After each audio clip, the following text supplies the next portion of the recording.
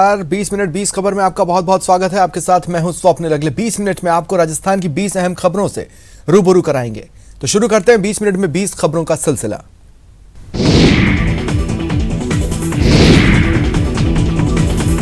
अस्पताल में चाकू की नोक पर दुष्कर्म करने का सनसनीखेज मामला सामने आया है। नाबालिग के साथ हुए इस मामले में बाड़मेर पुलिस ने पॉक्सो एक्ट में केस दर्ज कर जांच शुरू कर दी है। बताया जा रहा है कि 14 वर्षीय नाबालिग अपने भाई के साथ गुड़ा मालानी सामुदायिक स्वास्थ्य केंद्र में पेट दर्द होने पर चेकअप करवाने आई थी। कुछ काम की वजह से पीड़िता का भाई बाजार चला गया। पीछे से आया आरोपी नाबालिग को चाकू दिखाकर डिलीवरी रूम में ले गया और उसके साथ दुष्कर्म की वारदात को अंजाम दिया।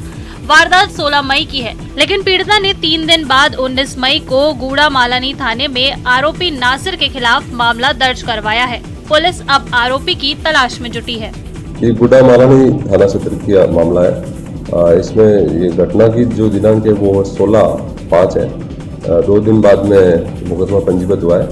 इसमें हमने कल प्रकरण पंजीबद्ध कर लिया है और सरकारी अस्पताल का घटनाक्रम बताया गया है। तो उस संबंध में हमारा अनुसंधान जारी है और इस पूरे प्रकरण में पुलिस निष्पक्षता से त्वरित कार्रवाई करेगी। दौसा के टिटोली टोल प्लाजा पर एक ट्रक खलासी के साथ टोल प्लाजा के कर्मचारियों ने जमकर मारपीट की। इस पूरी घटना का वीडियो अब सोशल मीडिया पर वायरल है। यह वीडियो 2 दिन पुराना बताया जा रहा है। बुधवार की रात करीब 9 बजे एक ट्रक चालक टिटोली टोल प्लाजा से गुजरा तो टोल कर्मचारियों से किसी बात को लेकर कहासुनी हो गई। इसी दौरान टोल के दूसरे कर्मचारी भी मौके पर आ गए, जिसके बाद टोल कर्मचारियों ने ट्रक के खलासी के साथ जमकर मारपीट की। टोल कर्मचारियों की दलील है कि ट्रक के खलासी ने गाली गलौज की थी, जिसके बाद मारपीट की नौबत आई। वहीं घटना के बाद ट्रक का खलासी मौके से मंजिल की ओर रवाना हो गया। नांगल राजावतान थाना पुलिस का कहना है कि मारपीट का वीडियो सोशल मीडिया पर वायरल जरूर हो रहा है, लेकिन थाने में इस संबंध में शिकायत दर्ज नहीं हुई है। कोटा पुलिस बेकाम, अपराधी बेलगाम।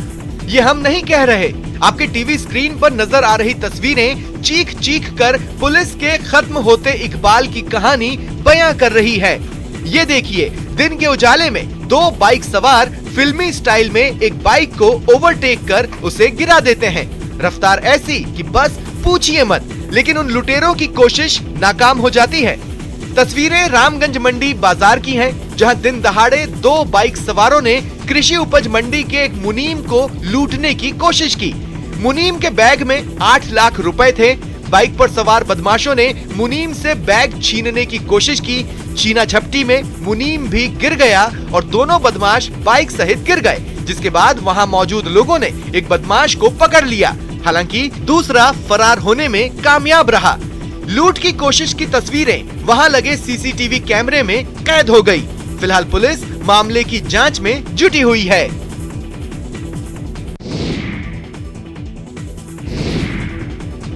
पाली पुलिस ने 21 लाख रुपए की हरियाणा निर्मित शराब के साथ एक तस्कर को गिरफ्तार करने का दावा किया।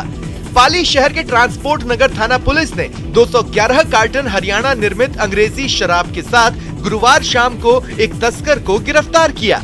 उसके कब्जे से 211 कार्टन शराब और कंटेनर जब्त किया। आरोपी जोधपुर की तरफ से आया था और इसे सुमेरपुर होते हुए गुजरात की तरफ जाना था। ट्रांसपोर्ट नगर थाना क्षेत्र में अपने एक परिचित के यहाँ कढ़ी सोगरे खाने के लिए इसने रास्ता बदला। इस दौरान मुखबिर के जरिए सूचना मिलने पर पुलिस ने उसे पकड़ लिया। एसपी राजन दुष्यंत ने बताया कि मुखबिर के जरिए सूचना मिलने पर बांडी नदी पुलिया बरसाती नाले के पास एसएचओ टीपी नगर विक्रम सांधु के नेतृत्व में नाकाबंदी करवाई गई। इस दौरान पणिहारी चौराहे की तरफ से आ रहे कंटेनर को रुकवाया, जो सील पैक था। पुलिस ने जब ड्राइवर से सील खोलने की बात कही तो कंटेनर ड्राइवर ने अंदर टाइल्स बनाने का चूरा होने की बिल्टी दिखा दी। पुलिस ने काफी मशक्कत के बाद कंटेनर की सील खोली तो अंदर एक लेयर में हरियाणा निर्मित अंग्रेजी ब्रांड की शराब मिली।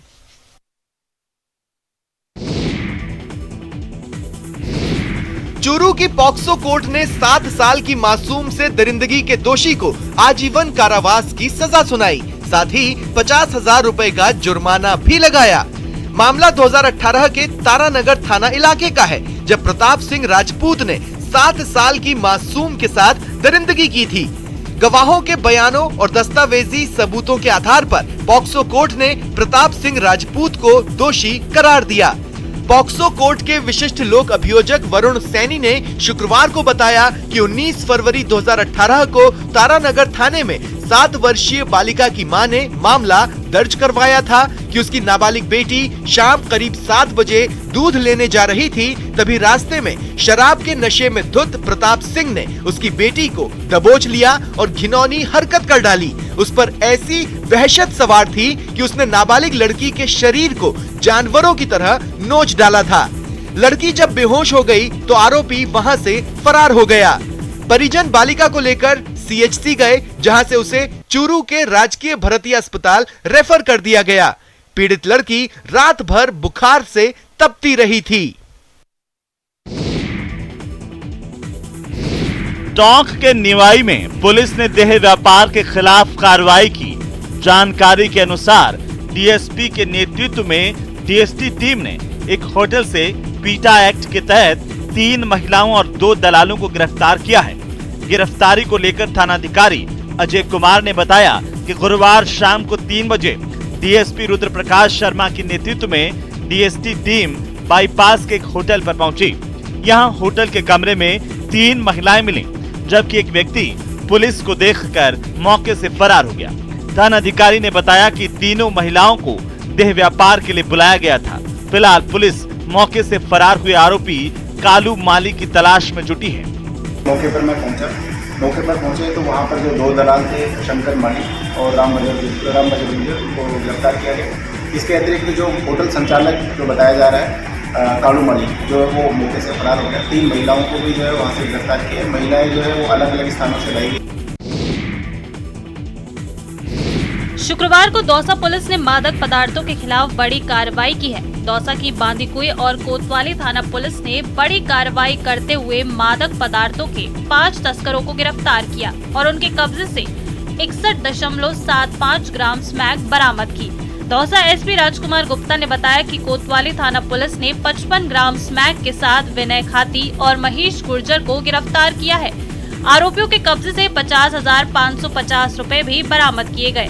पकड़ा गया आरोपी विनय खाती मादक पदार्थ का मुख्य सौदागर है। इसी तरह बांदीकुई थाना पुलिस ने 3 तस्करों के कब्जे से 6.75 ग्राम स्मैक बरामद की। पुलिस ने मादक पदार्थों के तस्कर मुकेश मीणा, विजेंद्र वशिष्ठ और मनीष शर्मा को गिरफ्तार किया है। दौसा एसपी ने कहा कि मादक पदार्थों के खिलाफ इस तरह की कार्रवाई आगे भी जारी रहेगी। पुलिस पकड़े गए 5 तस्करों से पूछताछ कर रही है ताकि मादक पदार्थों की तस्करी करने वाली पूरी चेन का पर्दाफाश किया जा सके। थाना कोतवाली में और थाना बांदीकुई में कुल 5 तस्करों को गिरफ्तार कर उनसे 61.75 ग्राम स्मैक बरामद की गई है। तपती मरुधरा में जहां बूंद बूंद जल के लिए लोग कड़ी मशक्कत कर रहे हैं, वहां जल जमाव की तस्वीरें हैरान करती हैं। तस्वीरें उस डूंगरपुर जिले की हैं, जहां भीषण गर्मी में लोग पानी की किल्लत झेल रहे हैं। लेकिन बांसिया सब सेंटर पर बड़ी लापरवाही सामने आई है, जिस वजह से हजारों लीटर पानी न सिर्फ बेकार बह गया, बल्कि सब सेंटर में पानी भरने से कई चीजें भी भीगकर खराब हो गईं। दरअसल बांसिया सब सेंटर में पानी के लिए बोरवेल की सुविधा है। गुरुवार शाम को पानी की मोटर चालू की थी, जिसे कर्मचारी बंद करना भूल गए। शाम के समय कर्मचारी बिना मोटर बंद किए ही सब सेंटर पर ताला लगाकर चले गए। इससे मोटर का पानी टंकी में पूरा भरने के बाद पूरे परिसर में फैल गया। हालात ये हो गए कि सब सेंटर के कमरों तक पानी चला गया और चारों ओर पानी ही पानी हो गया। वहीं पानी भरने की वजह से सब सेंटर में वजन करने का कांटा, बड़ी दरी पट्टी, दवा से भरा बॉक्स समेत दूसरे कई सामान खराब हो गए। शुक्रवार सुबह जब सब सेंटर के कर्मचारी पहुंचे तो चारों ओर पानी देखकर घबरा गए। कर्मचारियों ने पहले मोटर बंद की और फिर भीग रहे सामान को बाहर निकालने के बाद साफ सफाई की। सड़क पर औंधे मुंह पड़ा बिजली का पोल। तेज आंधी से पेड़ और बिजली के पोल गिर ही जाते हैं, जिससे जनजीवन अस्त व्यस्त हो जाता है, इलाके में अंधेरा छा जाता है। लेकिन यहाँ मामला बिल्कुल अलग है उन सब से जिसके बारे में आप सोच सकते हैं। तस्वीरें बाड़मेर जिले के बालोतरा कस्बे की है। एक आवासीय मकान पर अचानक विद्युत का पोल गिर गया, जिससे अफरा तफरी मच गई। हद तो ये है कि पोल में करंट भी प्रवाहित था, लेकिन मोहल्ले वासियों की सूझबूझ के चलते विद्युत प्रवाह के बावजूद बड़ा हादसा टल गया। मिली जानकारी के मुताबिक मदीना मोहल्ले के एक मकान पर विद्युत पोल गिरने से हड़कंप मच गया। गनीमत रही कि कोई जनहानि नहीं हुई। वहीं आसपास के लोगों ने इसकी सूचना विद्युत विभाग को दी, जिसके बाद विद्युत सप्लाई को बंद करवाया गया। तब जाकर लोगों ने चैन की सांस ली। वहीं विद्युत पोल गिरने के बाद आसपास के लोगों की भारी भीड़ भी जमा हो गई। सूचना मिलने पर विद्युत विभाग के कार्मिक मौके पर पहुंचे और विद्युत की सप्लाई को सुचारू करने में जुट गए। लोगों में जोधपुर विद्युत वितरण निगम और नगर परिषद अधिकारियों की लापरवाह कार्यप्रणाली के चलते खासा आक्रोश देखने को मिला। जब अपना बोर्ड है, अपनी सरकार है, फिर क्या कानून, क्या कायदे। डूंगरपुर के सागवाड़ा में यही तो हो रहा है। अगर ऐसा नहीं होता तो कैसे नगर पालिका अध्यक्ष ने नगर पालिका के सालों पुराने ऑफिस को न सिर्फ गिराने का आदेश दे दिया, बल्कि पूरे ऑफिस को अपने भाई के कॉम्प्लेक्स में शिफ्ट करा दिया। दरअसल वर्तमान में सागवाड़ा नगर पालिका ऑफिस शहर के बीचों बीच स्थित है। नगर के बीचों बीच होने के कारण ये भवन जनता के लिए उपयुक्त और सुविधा युक्त है। इस भवन में पिछले 15 सालों में बोर्ड ने लाखों रुपए के निर्माण कार्य भी करवाए हैं, लेकिन नगर पालिका बोर्ड के अध्यक्ष नरेंद्र खोडनिया ने इस भवन को गिराकर कॉम्प्लेक्स बनाने का निर्णय ले लिया। भारी विरोध हुआ, लेकिन नरेंद्र खोडानिया ने नगर पालिका भवन को गिराने का काम शुरू तो कर ही दिया। नगर पालिका कार्यालय अपने भाई और कांग्रेस जिलाध्यक्ष दिनेश खोडनिया के सुरभि कॉम्प्लेक्स की 3री मंजिल पर शिफ्ट करा दिया।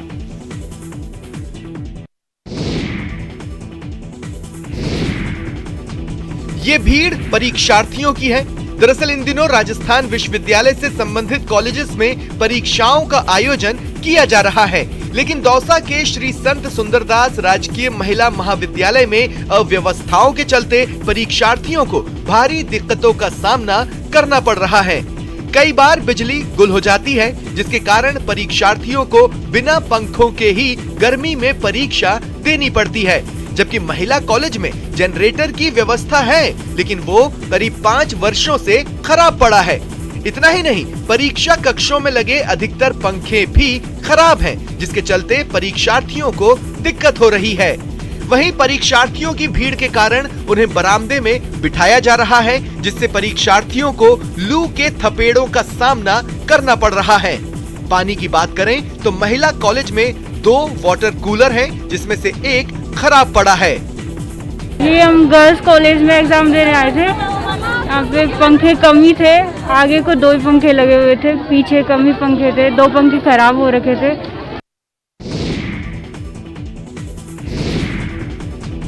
मुख्यमंत्री कन्यादान योजना के घपले का खुलासा हुआ है। जैसलमेर में इस योजना के तहत मिली भगत से एक ही खाते में कई बार योजना की सहयोग राशि जमा कराई गई है।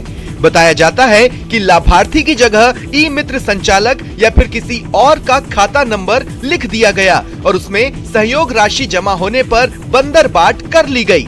सामाजिक न्याय एवं अधिकारिता विभाग के 3 वित्त अधिकारियों की जांच में सामने आया कि करीब 288 फर्जी शादियों के तहत 1 करोड़ 30 लाख रुपए का घोटाला हुआ है। प्रथम दृष्टिया इसमें यह सामने आया है कि लाभार्थी और ई मित्र संचालकों ने मिली भगत से ये कारनामा किया। जब विभागीय जांच हुई तो घोटाला उजागर हो गया।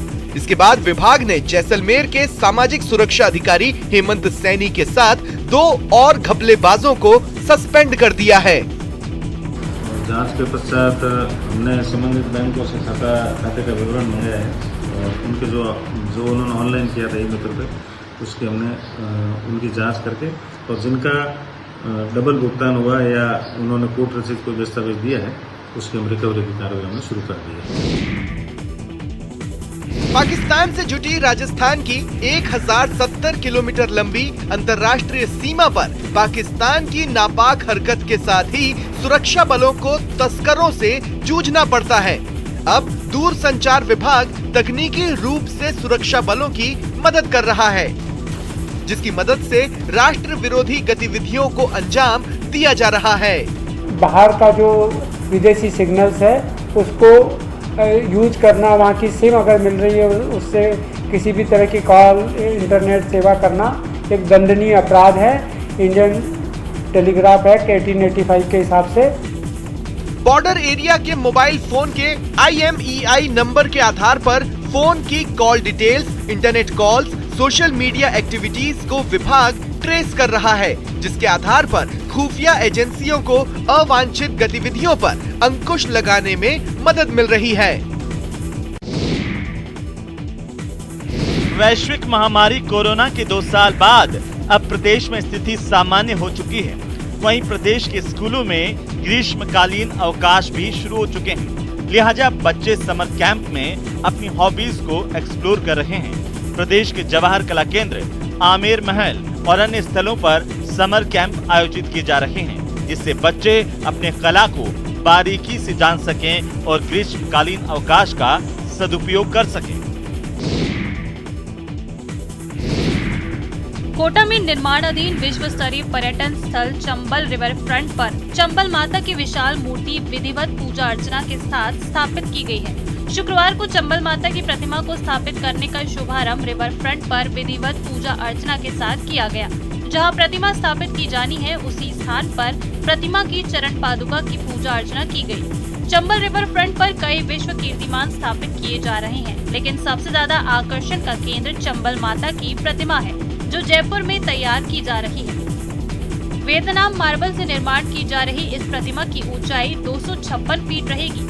करीब 26 करोड़ की लागत से तैयार हो रही दुनिया की सबसे ऊंची चंबल माता की प्रतिमा का वजन 1500 टन के करीब होगा। प्रतिमा से पानी का प्रवाह भी आकर्षण का केंद्र बनेगा। प्रतिमा के ठीक नीचे 5 हाथी स्वागत करते नजर आएंगे। कोटा अब शिक्षा नगरी के साथ पर्यटन नगरी भी माना जाएगा और विश्व पटल पे कोटा का नाम होगा और विश्व के कई सैलानी यहाँ पे आएंगे। हिंदुस्तान के तो आएंगे ही सही, बाकी हिंदुस्तान के बाहर के जितने भी यात्री हैं वो भी कोटा में आके और इस चंबल रिवर फ्रंट को देखेंगे। आसमान से आग बरस रही है, धरती तप रही है। झुलसती गर्मी में इंसानों के साथ बेजुबान भी हलकान हो रहे हैं। ऐसे में जल ही जीवन का आधार साबित ये वीडियो हो रही है। पानी की तलाश में न सिर्फ इंसान बल्कि जंगल के राजा कहे जाने वाले शेर भी भटकने को मजबूर हैं, वो भी अपने कुनबे के साथ। तस्वीरें गुजरात के गिर के जंगल की हैं, जहां एक अनोखा नजारा देखने को मिला। यहां एक ही समय में 14 शेर एक साथ देखे गए। ऐसे मौके बेहद कम होते हैं जब कई शेर झुंड में एक साथ दिखाई दें। टीवी स्क्रीन पर देख रहे ये सभी शेर 1.5 कदम रेंज में देखे गए। इसमें शेर, शेरनी और उनके साथ शावक भी थे, जो गर्मी की वजह से पानी पीने के लिए एक साथ पहुंचे थे।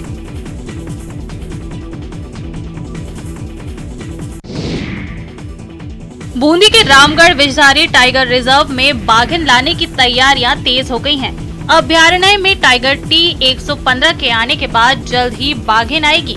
टाइगर रिजर्व अब ये बन चुका है, तो इसके हिसाब से जंगल की यहाँ की आबोहवा भी चेंज होगी। वन्यजीवों की संख्या में इजाफा होगा और वन्यजीवों की संख्या और प्रकृति को देखने के लिए टूरिस्ट वगैरह आएंगे। गौरतलब है कि बूंदी जिले में स्थित रामगढ़ विषधारी अभ्यारण्य को देश का 52वां टाइगर रिजर्व घोषित किया गया है। हाल ही में केंद्रीय वन और पर्यावरण मंत्री भूपेंद्र यादव ने इसकी अधिसूचना जारी की थी। ये अभ्यारण्य 1071 वर्ग किलोमीटर में फैला हुआ है। इस अभ्यारण्य में बाघ, तेंदुआ, भेड़िया, भालू, सुनहरा सियार, चिंकारा, नीलगाय, लोमड़ी जैसे कई जंगली जानवर मौजूद हैं। ये राजस्थान का चौथा टाइगर रिजर्व है। बता दें कि लोकसभा अध्यक्ष ओम बिरला इसे नेशनल टाइगर रिजर्व घोषित करवाने के लिए निरंतर प्रयासरत थे। इससे कोटा, बूंदी, बारां और झालावाड़ में पर्यटन को नई पहचान मिलेगी। साथ ही आसपास के क्षेत्रों में रोजगार के अवसर भी बढ़ेंगे। तुम्हारी घूमरी चैन की राली रे माँ, तुम्हारी घूमरी चैन की राली रे माँ, रजरी घूमर रमवा में जासा, रजरी घूमर रमवा में जासा। रेगिस्तान की सुनहरी रेत से निकले लोक गायक मामे खान ने कान फिल्म फेस्टिवल में रेड कारपेट पर चलने वाले भारत के पहले लोक कलाकार बनकर इतिहास रच दिया। लेकिन मामे खान का अपने गांव से मुंबई और अब इंटरनेशनल पहचान का सफर आसान नहीं रहा। मामे खान जी को और हमारी समाज, पूरी बंगला समाज को, हमारे जजमानों का बहुत बड़ा साथ रहा है और उनकी वजह से आगे बढ़ पाए। और आज की तारीख में ये बहुत बड़ी बात है हमारे लिए, समाज के लिए और राजस्थान के लिए और इंडिया के लिए कि एक फोक सिंगर ने रेड कार्पेट पे वो फ्रांस में उन्होंने परफॉर्मेंस दिया। दरअसल मामे खान जैसलमेर के सत्तो गांव के रहने वाले हैं। अपनी आवाज के दम पर एक छोटे से गांव से मुंबई और देश दुनिया तक नाम कमाने का ये सफर इतना आसान नहीं रहा। भले ही घर में लोक संगीत का माहौल रहा, लेकिन आर्थिक हालत कमजोर थी। इसी कारण पिता के साथ आसपास शादियों में जाकर गाया करते थे। बचपन में ढोलक और सितार ही उनके खिलौने थे। जी हाँ, जैसलमेर के सत्तो गांव से निकलकर आज फ्रांस में कांस फिल्म फेस्टिवल में रेड कारपेट पर चलने वाले मामे खान ने ये बता दिया है कि मेहनत के दम पर हम कुछ भी, कोई भी और कैसा भी मुकाम पा सकते हैं।